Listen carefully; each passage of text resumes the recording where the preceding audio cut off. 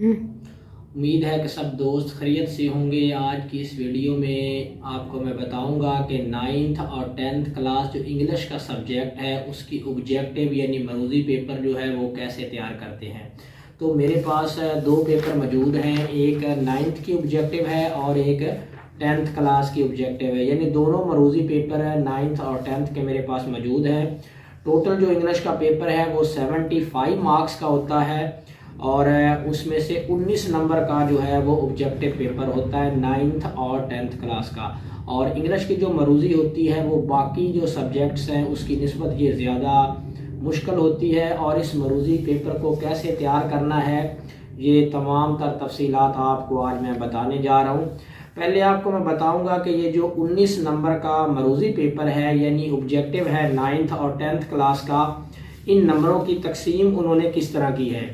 तो इसमें से उन्होंने जो फर्स्ट 5 नंबर होंगे वो आपके टेंस से रिलेटेड होंगे, यानी उन्होंने एक फ़िक्रा लिखा होगा और नीचे ऑप्शन दिए होंगे जिनमें से आपने देखना है कि इसमें से कौन सा ठीक है, यानी आपको टेंस का पता होना चाहिए। और उसमें वो वर्ब भी पूछेंगे टेंस की कि ये थर्ड फॉर्म इसमें यूज़ होती है, फर्स्ट होती है, इज़ार में यूज़ होता है, वाज वर।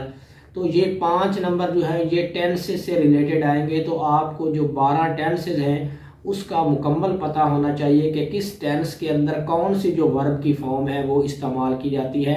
बाज़ दफ़ा वो सेंटेंस लिख देते हैं और पूछ लेते हैं कि ये किस टेंस का जो सेंटेंस है।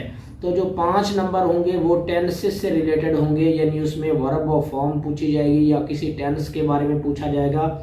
तो 5 नंबर ये होंगे। उसके बाद जो 4 नंबर होंगे वो स्पेलिंग होंगे। जो आपकी टेक्स्ट बुक की किताब है इंग्लिश की, उस सारी किताब में से जो 4 नंबर के स्पेलिंग हैं वो पूछे जाएंगे आपसे। 5 और 4 9 हो गए। उसके बाद जो 5 नंबर हैं वो आपसे मीनिंग पूछे जाएंगे और वर्ड्स अपोजिट पूछे जाएंगे। इसमें से ज़्यादातर जो है 4 नंबर जो है वो मीनिंग की होती है और 1 नंबर जो होता है अपोजिट का होता है। बाज़ दफ़ा 2 अपोजिट पूछ लेते हैं। तो ये 5 नंबर होते हैं और ये आपकी बुक जो टेक्स्ट बुक इंग्लिश की है उसी में से आएंगे। सारी किताब में से कहीं से भी वो कोई भी वर्ड जो है वो उठा के आपसे उसका मीनिंग पूछ सकते हैं और उसका अपोजिट भी पूछ सकते हैं। और उसके बाद जो लास्ट होगा वो 5 नंबर होंगे, वो आपसे वर्ब के बारे में पूछा जाएगा, प्रोनाउन के बारे में पूछा जाएगा, एडवर्ब के बारे में पूछा जाएगा, यानी पार्ट्स ऑफ स्पीच से रिलेटेड जो होंगे। और प्रोनाउंस जितने यानी टोटल पार्ट्स ऑफ स्पीच पे आपको कमांड होनी चाहिए। और आलमोस्ट इसमें से जो ज़्यादातर मार्क्स हैं वो 5 के 5 ही, अगर आपको पार्ट्स ऑफ स्पीच मुकम्मल आते हैं तो आप आसानी से ले सकते हैं। और ये इसी तरह टोटल बनते हैं 19 नंबर।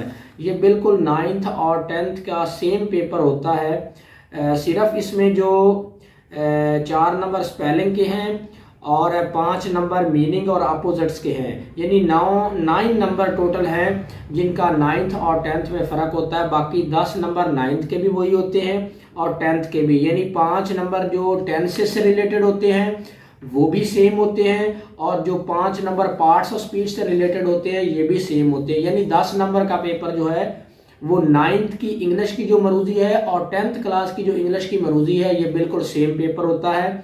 और 9 नंबर चेंज होते हैं, यानी 4 नंबर के स्पेलिंग 9th की किताब में से आएंगे और इसी तरह 10th की किताब में से भी 4 नंबर के स्पेलिंग आएंगे। और मीनिंग्स और अपोजिट है ये भी 10th और 9th की बुक से ही आएंगे। तो ये टोटल 19 मार्क्स बनते हैं। अब मैं बताता हूँ कि ये 19 नंबर का जो पेपर है आप लोगों ने 9th और 10th का किस तरह तैयार करना है। इसमें से तकरीबन 19 में से जो 8 नंबर हैं, अगर आप जो बुक है किताब है 9th और 10th की, अगर आप 9th की ऑब्जेक्टिव तैयार कर रहे हैं तो जो सारी एक्सरसाइज हैं 9th किताब की, अगर वो सारी एक्सरसाइज आप अच्छे तरह से करेंगे 7 से लेकर 8 मार्क्स आप आसानी से ले सकते हैं। 6 तो 100% हैं लेकिन बाज़ दफ़ा 8 भी आ जाते हैं। तो 8 मार्क्स का जो पेपर है, अगर आप 9th और 9th की मरूजी कर रहे हैं तो 9th क्लास की जितनी भी एक्सरसाइज हैं लेसन की वो याद करेंगे। और अगर आप लोग 10th क्लास की ऑब्जेक्टिव तैयार कर रहे हैं तो 10th क्लास की जो बुक है टेक्स्ट बुक उसकी सारी एक्सरसाइज अच्छे तरीके से तैयार करेंगे तो 8 मार्क्स आप ले सकते हैं। उसके बाद स्पेलिंग के 4 मार्क्स हैं, वो तो आपको सारी किताब में से कोई भी वर्ड उठा के आपसे पूछ ले सकते हैं कि इसकी आप स्पेलिंग बताएं, तो वो आपको अच्छी तरह पूरी किताब में से कोई भी, वो तो आपकी अपनी पेक होगी कि आप किस तरह स्पेलिंग जो है वो ठीक करते हैं। तो ये पूरी किताब में से ये 4 नंबर का सवाल आएगा। उसके बाद आप टेंसेस से रिलेटेड आपको टेंसेस की फॉर्म और वर्ब का ठीक का पता होना चाहिए कि ये किस टेंस का सेंटेंस है। 5 नंबर इसमें से 2-3 मार्क्स जो है ना, 5 में से 2-1 मार्क्स जो टेंसेस आपकी एक्सरसाइज में से बने होते हैं, सेंटेंसेस यानी फिक्रे बने होते हैं, 1-2 वहाँ से भी आ जाते हैं। तो 2-3 यानी बहर से भी आ जाते हैं, लेकिन आपको टेंसेस पर मुकम्मल अबूर होगा तो ये 5 मार्क्स आप ले सकेंगे। उसके बाद वर्ड्स मीनिंग है, अगर आप पूरी किताब के एक्सरसाइज में से जितने भी मीनिंग्स दिए गए हैं वो याद करेंगे तो आप 3 मार्क्स जो हैं वो पक्के ले सकते हैं। वर्ड्स अपोजिट भी ऑलमोस्ट वहीं से पूछे जाते हैं, तो ये 5 मार्क्स भी आप क्लियर कर सकते हैं। उसके बाद जो 5 मार्क्स होते हैं पार्ट्स ऑफ स्पीच से रिलेटेड, अगर आप सारी बुक की एक्सरसाइज अच्छे तरह से करेंगे तो 5 में से 2 और 3 मार्क्स जो है ना वो एक्सरसाइज में से पूछे जाते हैं, जो आप आसानी से ठीक कर सकते हैं। उसके बाद आपको एडवर्ब्स का पता होना चाहिए, प्रोनाउंस जितने भी उनका पता होना चाहिए। अब्स्ट्रैक्ट नाउन ज़्यादा पूछा जाता है, कॉन्क्रीट नाउन के बारे में पूछा जाता है, कलेक्टिव नाउन्स के बारे में पूछा जाता है। तो अगर मैं 19 मार्क्स के बारे में आपको बताऊं तो जिसमें से 7 से 8 या 9 मार्क्स जो हैं, अगर आप 9th की ऑब्जेक्टिव तैयार कर रहे हैं तो आप जितने लेसन्स हैं उनकी एक्सरसाइज अच्छे तरीके से तैयार करेंगे तो 19 में से 8-9 आप इस तरह से मार्क्स हासिल कर सकते हैं। बाकी 4 मार्क्स तो स्पेलिंग के हैं, वो तो सारी बुक में से आएंगे, कोई भी वो आपसे पूछ सकते हैं कि इसके स्पेलिंग आप ठीक करके बताएं। उसके अलावा पार्ट्स ऑफ स्पीच से रिलेटेड आपको 5 मार्क्स आएंगे।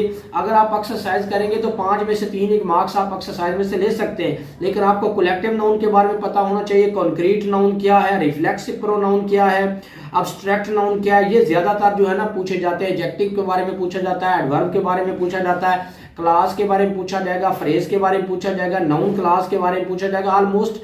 उसके बाद कंडीशनल सेंटेंसेस के बारे में एक पूछा जाता है, first condition, second condition, third condition. तो इसी तरह ये 19 मार्क्स का जो पेपर आपने 9th और 10th का तैयार करना है, इसमें आपको टेंसेस की वर्ब का पता होना चाहिए कि ये किस टेंस का फिक्रा है और इसमें कौन सी हम वर्ब यूज करते हैं। उसके अलावा पार्ट्स ऑफ स्पीच आपको अच्छी तरह आने चाहिए। तो अगर आप सबसे पहले तो आप ये काम करें कि ऑब्जेक्टिव के लिए जितनी टेक्स्ट बुक की एक्सरसाइज हैं वो अच्छी तरह से तैयार करें। 8 से 9 मार्क्स आप ले सकते हैं। उसके बाद आप स्पेलिंग अच्छी तरह देखें, और अगर पार्ट्स ऑफ स्पीच प्रोनाउन अच्छी तरह करते हैं तो कोई मसला नहीं, आप 19 में से 19 मार्क्स हासिल कर सकते हैं। सबसे पहले किताब की एक्सरसाइज को अच्छी तरह देखें, फिर आप स्पेलिंग पर थोड़ी सी तवज्जो दें, और उसके बाद आपको अब्स्ट्रैक्ट नाउन का खास करके पता होना चाहिए, कलेक्टिव नाउन का पता होना चाहिए। ये जो 3 कंडीशनल सेंटेंसेस होते हैं, फर्स्ट, सेकंड, थर्ड, इसका आपको पता होना चाहिए, प्रीपोजिशन का आपको पता होना चाहिए। और बाकी अगर आप एक्सरसाइज करेंगे, इन चीज़ों को देखेंगे, टेंसेस आपको पता होना चाहिए, तो इसमें कोई मसला नहीं। आप 9th और 10th जो दोनों पेपर हैं, दोनों ऑब्जेक्टिव्स हैं, 9th में भी 19 मार्क्स ले सकते हैं, 19 के 19, और 10th में भी ले सकते हैं। लेकिन आपको जो एक्सरसाइज हैं वो ध्यान से और हर एक पॉइंट अच्छी तरह से आपको करना होगा। स्पेलिंग पर ध्यान देना होगा, इसके साथ प्रोनाउंस पर ध्यान देना होगा, और पार्ट्स ऑफ स्पीच और टेंसेस, ये दोनों अगर आप अच्छी तरह से करते हैं, आपको टेंस की पहचान हो, जो सेंटेंस लिखा हो उसमें कौन सी वर्ब यूज हो रही है, तो अब ये टेंसेस से रिलेटेड 5 नंबर आपके पक्के होंगे। अगर आपको 12 टेंसेस अच्छी तरह आते हैं, आपको सेंटेंस की समझ है कि ये किस टेंस का है, और नीचे आपको मैंने बताया कि 5 नंबर पार्ट्स ऑफ स्पीच के, यानी 5 नंबर टेंसेस से रिलेटेड और 5 नंबर पार्ट्स ऑफ स्पीच से रिलेटेड। ये 9th और 10th में 10 नंबर जो होते हैं ये सेम होते हैं। 4 नंबर के स्पेलिंग और वर्ड्स मीनिंग और अपोजिट, ये 9 जो मार्क्स है ये 9th और 10th के अलग होते हैं। बाकी 10 नंबर जो का पेपर होता है वो सेम होता है। इस पेपर की अच्छी तैयारी के लिए सबसे पहले आप अपनी जो किताब है उसकी एक्सरसाइज अच्छी तरह से तैयार करें, स्पेलिंग देखें, मुश्किल जो वर्ड्स हैं उनके स्पेलिंग देखें। उसके अलावा पार्ट्स ऑफ स्पीच और टेंसेस पर अगर ध्यान देंगे तो आप 9th और 10th की जो ऑब्जेक्टिव पेपर है उसमें 19 में से 19 मार्क्स बिल्कुल इजीली लेंगे। और अगर आप ध्यान नहीं देंगे तो सबसे टफ जो मरूजी होती है, ऑब्जेक्टिव होती है, वो इंग्लिश की होती है, और आप बिल्कुल उसको अच्छे तरीके से उसमें अच्छे मार्क्स नहीं लेंगे। अमूमन हम जब पेपर चेक करते हैं तो उसमें ज़्यादातर इंग्लिश में ऑब्जेक्टिव में बच्चे फेल होते हैं, किसी के 5 होते हैं, 4 होते हैं। एक तो वो एक्सरसाइज को तवज्जो से नहीं करते, और दूसरा ना उनको टेंसेस के बारे में पता होता है और ना ही उनको पार्ट्स ऑफ स्पीच का बताया जाता है। तो वो तुक्के लगाते हैं, जिससे उनके 4 और 5 नंबर आते हैं और उनका इंग्लिश का पेपर फेल हो जाता है। एक्सरसाइज जितने भी लेसन है उसकी अच्छी तरह तैयारी करें, और उसके अलावा पार्ट्स ऑफ स्पीच का आपको पता होना चाहिए और टेंसेस का पता होना चाहिए। तो मैं उम्मीद करता हूं कि जो बच्चे ये वीडियो देखेंगे वो खास करके जो पंजाब टेक्स्ट बुक बोर्ड की किताब है उसकी जो एक्सरसाइज है उस पर खसूसी तवज्जो देंगे। 8 से 9 मार्क्स वहाँ से लेंगे और स्पेलिंग के 4 मार्क्स हैं, और बाकी जो है वर्ड्स, अपोजिट और मीनिंग्स हैं, ये जितने भी एक्सरसाइज में दिए गए हैं या लेसन के एंड पर दिए गए हैं, अगर वो सारे करेंगे तो आप आसानी से इस पेपर में फुल मार्क्स ले सकते हैं।